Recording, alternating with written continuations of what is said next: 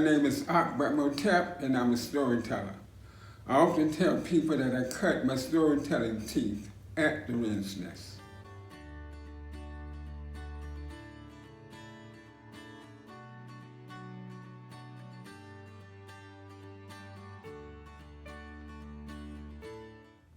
A long, long time ago, I wanted to be an actor. But in the late 70s, I couldn't generate enough work as an actor to pay my bills, literally. And one day I was in the green room at the Alliance Theater, and there was a sign on the board, wanted stagehand. Theater experience preferred, but not required. And so I said, well, I've been doing theater for 10 years. How about, I could be a stagehand. So I contacted the Center for Puppetry Arts. And I did 3 interviews to be a stagehand.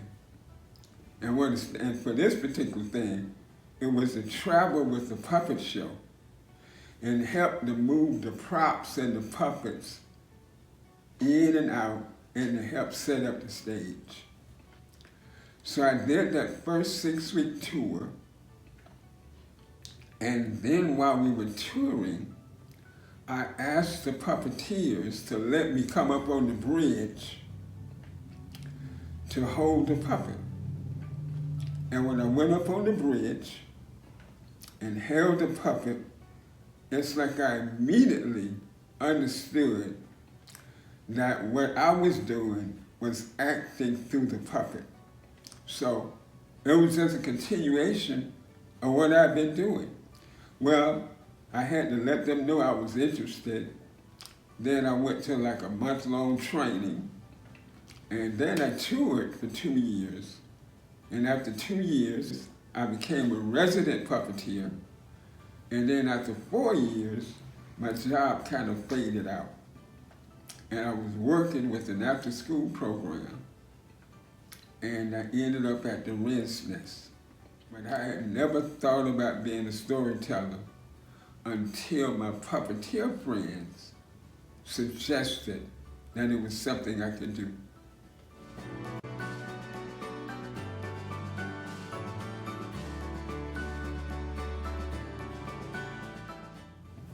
I grew up in a place called Perry, Georgia.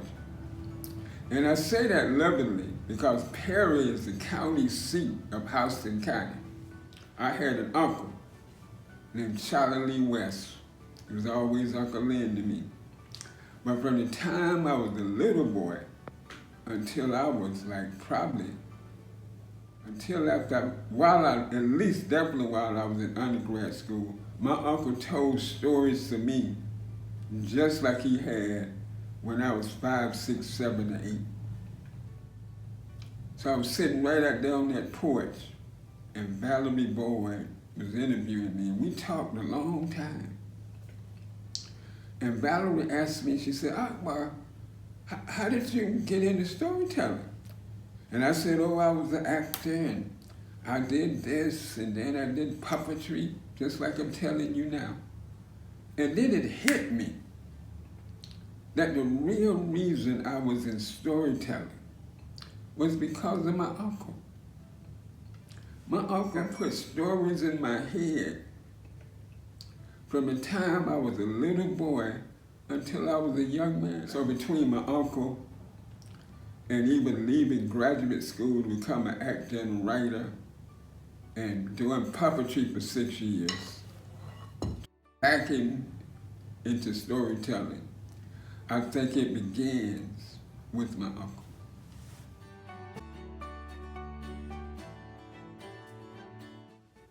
If I had taken I-75 north, it would have been much shorter. I would have gotten in a few hours as opposed to 5 years. But I ended up going to undergrad school at Payne College in Augusta. Met many lifetime friends, and I also found my voice. And I found my voice in the drama club. 4 years later, when I was graduating, I had an opportunity to go to the grad school at the University of Georgia. And the college drama club leader, a director, Mr. Taylor, said something that I didn't understand. I went and happily told Mr. Taylor that I was going to go to grad school at the University of Georgia. And he said, "What are you going to study?" I said, "I'll be studying math."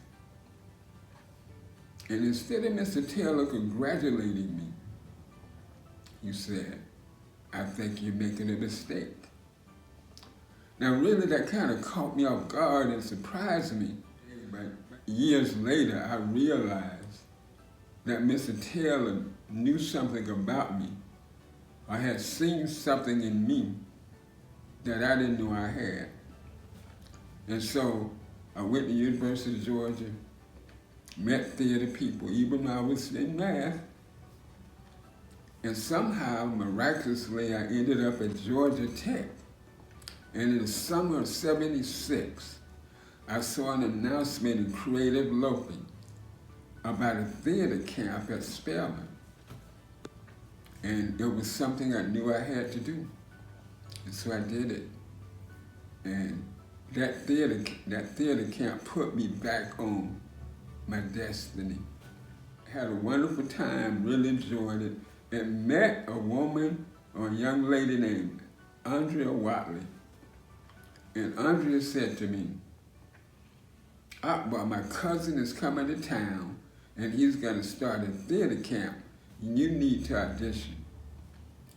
And so when Walter came to town, Walter Dallas, I auditioned and became a charter member of the Proposition Theater Company. Met Andrea in the summer, auditioned for Walter in October, and left grad school during my 3rd year in August of '77. And I've been on this journey since April 1977.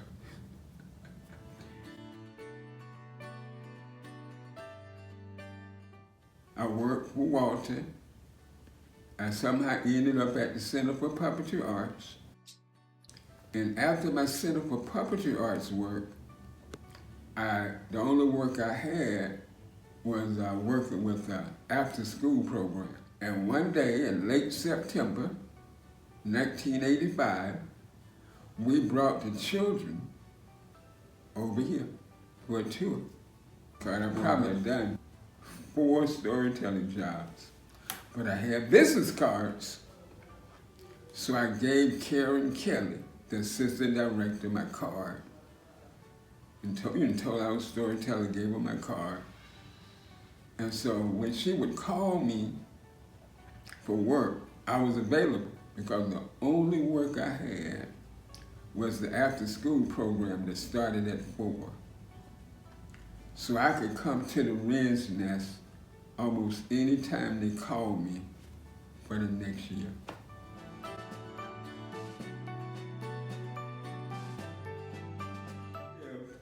I lived in Oakland City on the other side of Donnelly. And so I kind of considered the West End home. Matter of fact, we all did. All the artists and naturalists and what we call the conscious community. West End was our home. I must have driven by here at least 100 times. I walked. And so you had this house, kind of different from all the other houses around. And then there was like these bushes and hedges that you have to go through to get to the house. So before I came here on that field trip, even though I was very familiar with this place, I had never been here.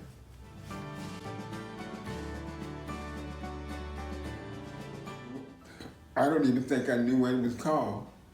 But you know, the signs out there, there was that black sign, I think it's still out there. The Wren's Nest, home of Joel Chandler Harris, creator of the Uncle Remus tales. I probably read that when walking by.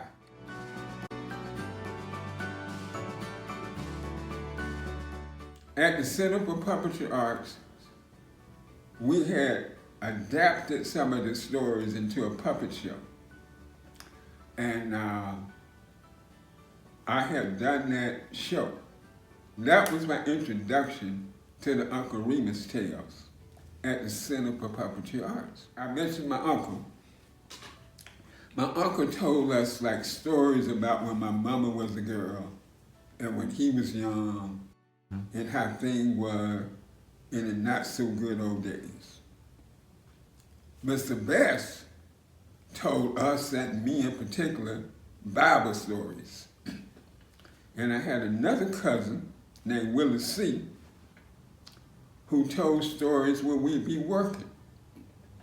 So I was literally covered with stories, but in middle Georgia, where I'm from, I didn't hear of Uncle Remus until I did the puppet show.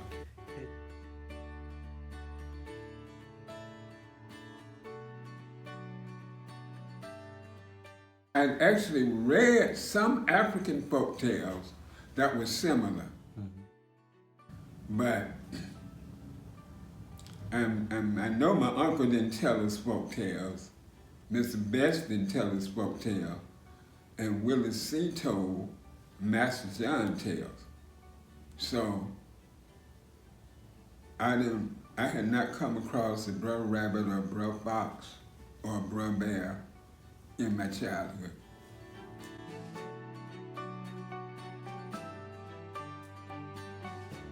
And I would hear things like, oh man, you don't know the history of that place. Oh man, you know, we couldn't even go there. So I would hear little things. And matter of fact, part of the reason, it wasn't direct, but I read a Saturday morning article in the AJC, maybe it wasn't Saturday, but it was an article. It was 1984, and it was about how the Wren's nest was changing or becoming more open to the community. I remember that article so plain and clear. It was like the creator put that article in front of me. So at some point, a year later, I would be a part of that change.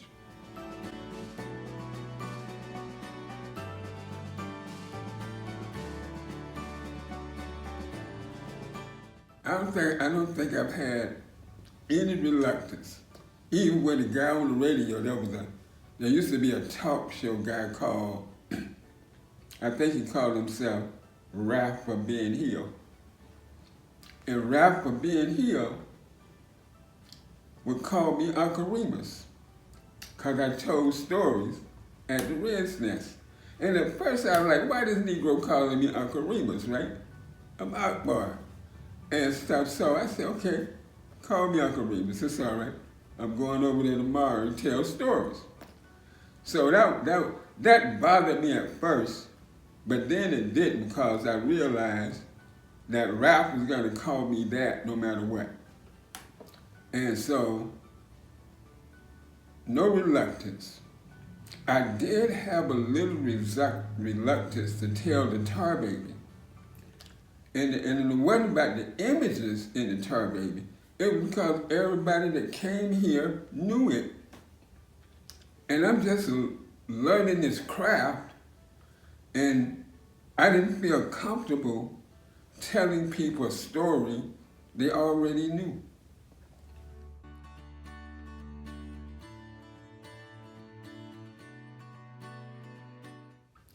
The thing about stories is, you have to wear a story like I'm wearing this dashiki. You have to be comfortable with the way you're doing it. You have to be comfortable with the way you're dressing. When I started, my primary stories were African folk tales. And I decided to do African folk tales because I spent 6 years doing the classics. Pinocchio, Sleeping Beauty, Winnie the Pooh, Aladdin. all of that. I spent 6 years doing that.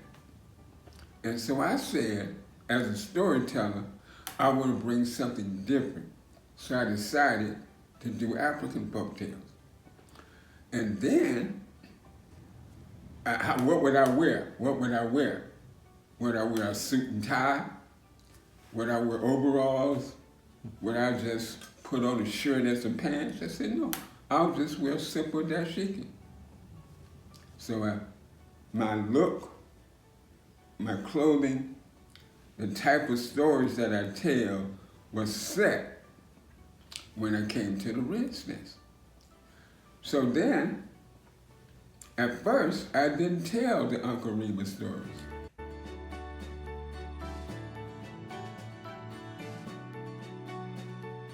Here's how I got to Uncle Remus.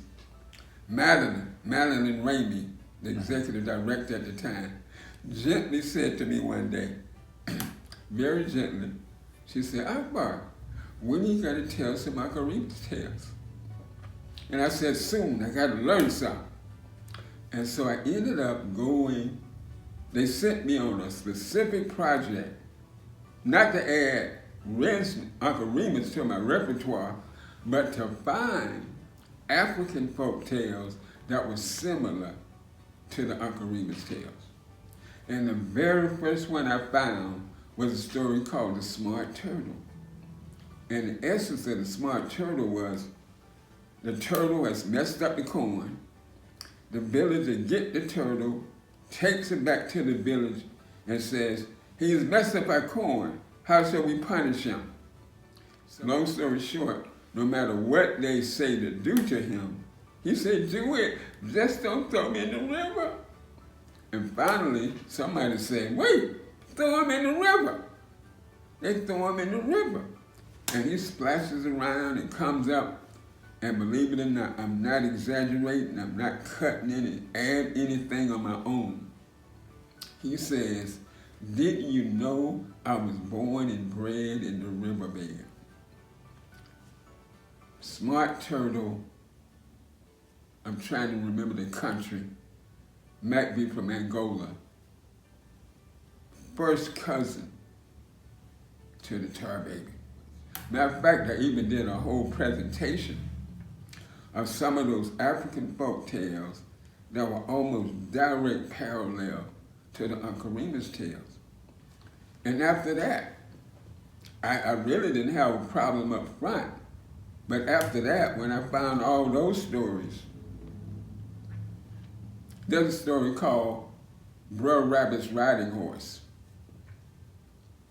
There's a Jamaican story about a Nazi's riding horse. And in this story, a Nazi rides a tiger.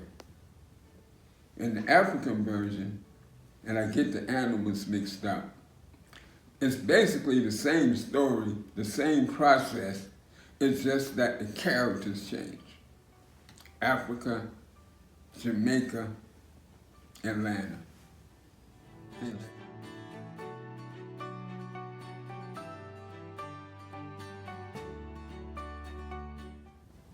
No. And it's just stories. You know, you could read anything into a story that you want. Or you can just tell the story. It's kind of funny. It's a funny thing about audience. People can watch people get blown up, head cut off, everything on television. But I've had people be upset with animals getting hurt in the story. I had this little story on the list called Brer Fox Dies for Fashion. Brer Fox and Brer Rabbit are out in the woods, and Brer Fox sees a buzzard or some bird with its wing over his head. And Brer Fox said, what's that, Rabbit? Rabbit said, oh, you didn't know? When Brer Buzzard go to bed, he cut his head off. He take his head off. And what?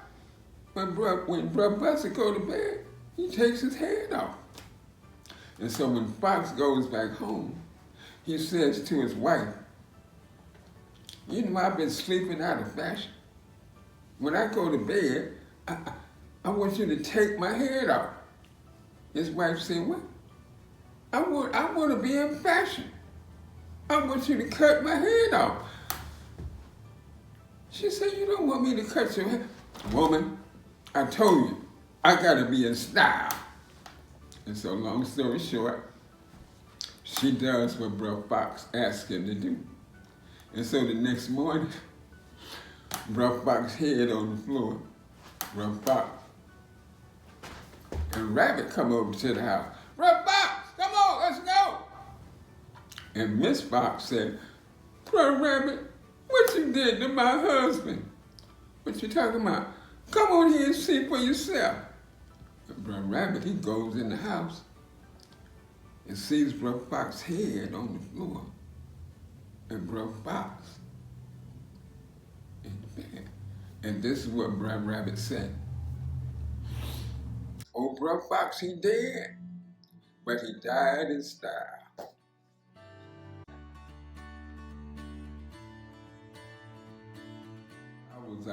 I'm old enough to have been pre-black and proud, black and proud, and post-black and proud.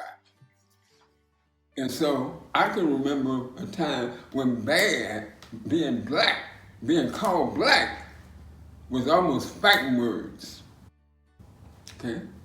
And so people have this thing, some people have this thing about the tar baby being black, representing black people, this, that, the other. I'm just a storyteller. I'm not a politician.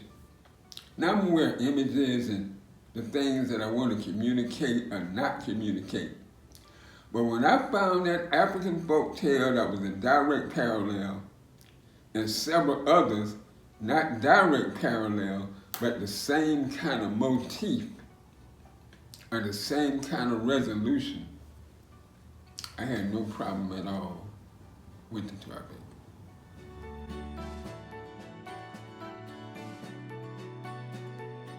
It means servant of the great.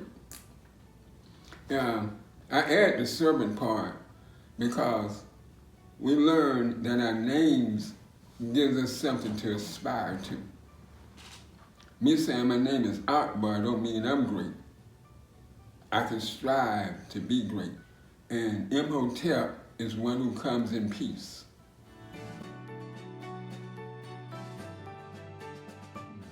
In 1976, the same year I went to the theater camp.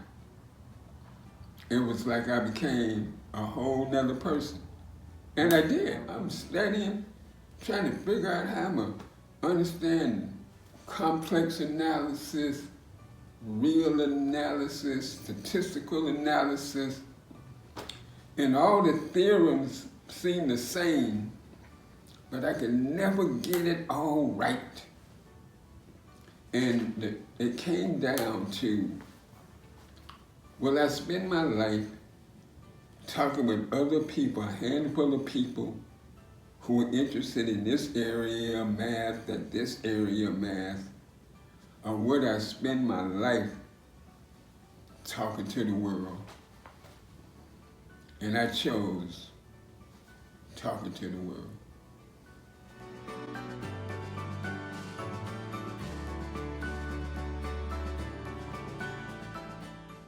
One of the most interesting things that I noticed after I've been telling stories for a few years and doing festivals and things, when I come off the stage, someone from the audience would come up to tell me a story, either about their life or something. It's like, for some reason, I was this stranger who was on the stage,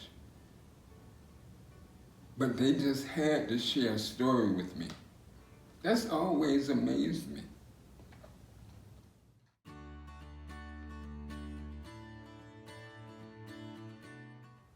If I had to pick out a couple of favorite events from 35 years of telling stories, this would come to the top of my head, but there's a man named Maulana Karinga.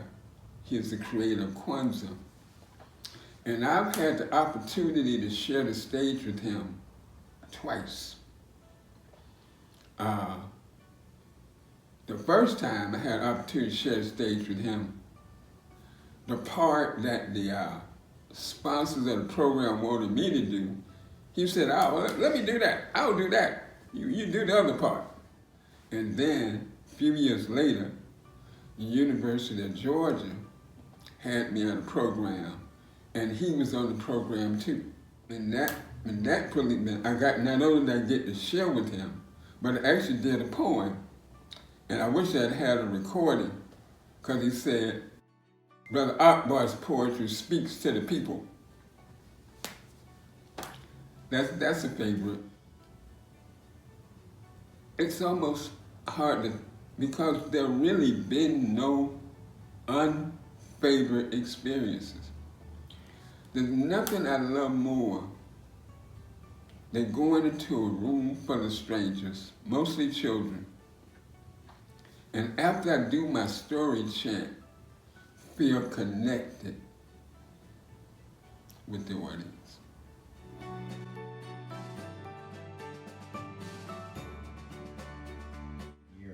Oh, I don't count. It's like the children will ask me, how many stories do you know? I have no idea. Right now, I'm going through my story list and listing stories that's in my repertoire. But the number, I don't know.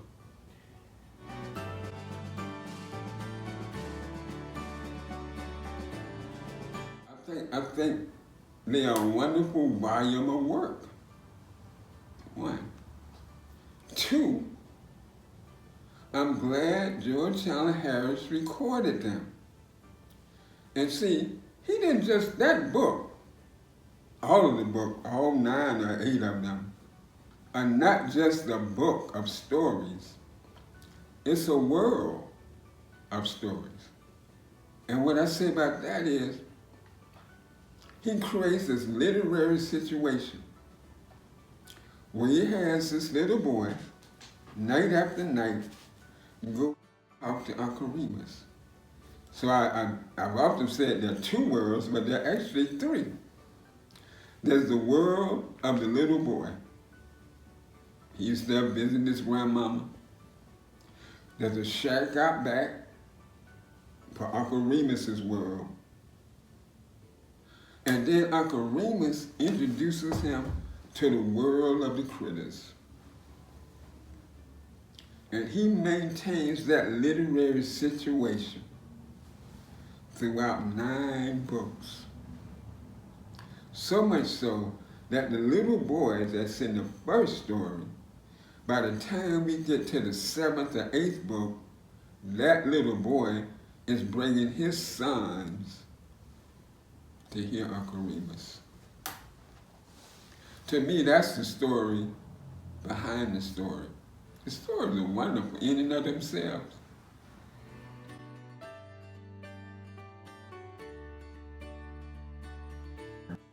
Because what happened, after I learned them, after I started telling them way back, 85, 86, I tried to do the dialect.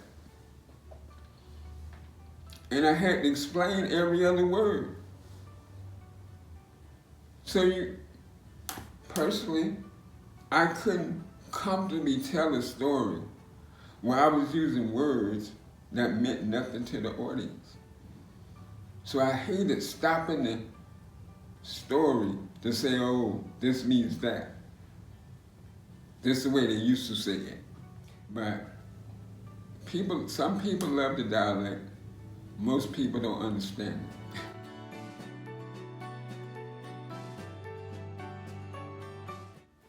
On 3 or 4 occasions, I have told stories to 4 generations of a family.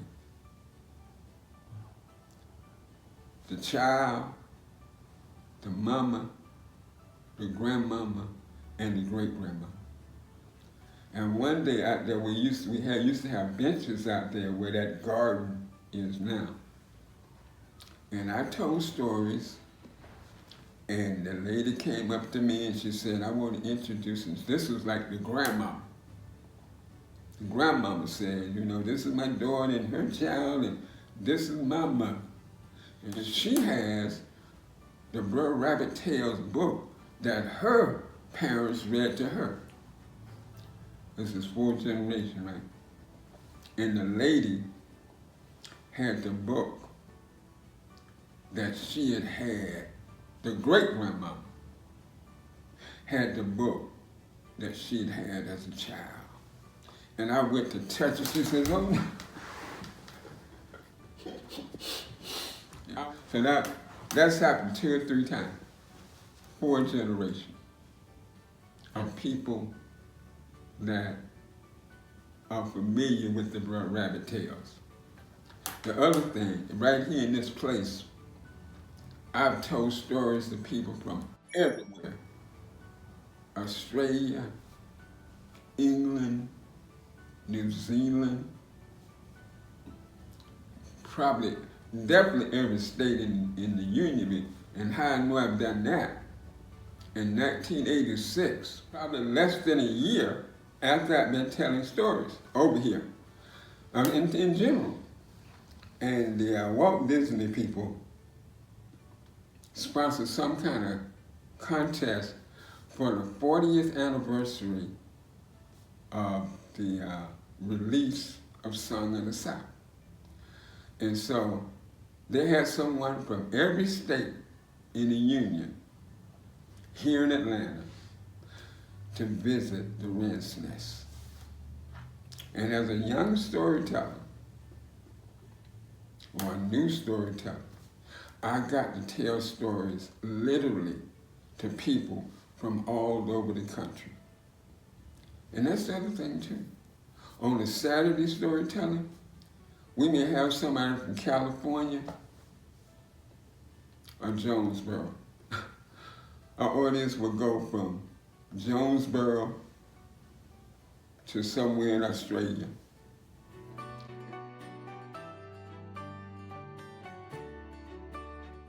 Not a lot of Africans. You know, there's been a handful of people, but that's again about a memorable experience.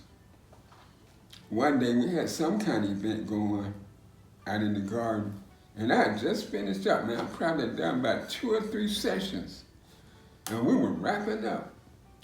And this young couple from India walked up to the garden. I think I may have been packing up my drum. And they was just like, is it over? I said, yeah, it's over. He said, no. We wanted to hear the Tar Baby. So I unpacked my drum and did it for them. Oh, until I can't tell no more. And when I go to the other side, I'm gonna tell them again.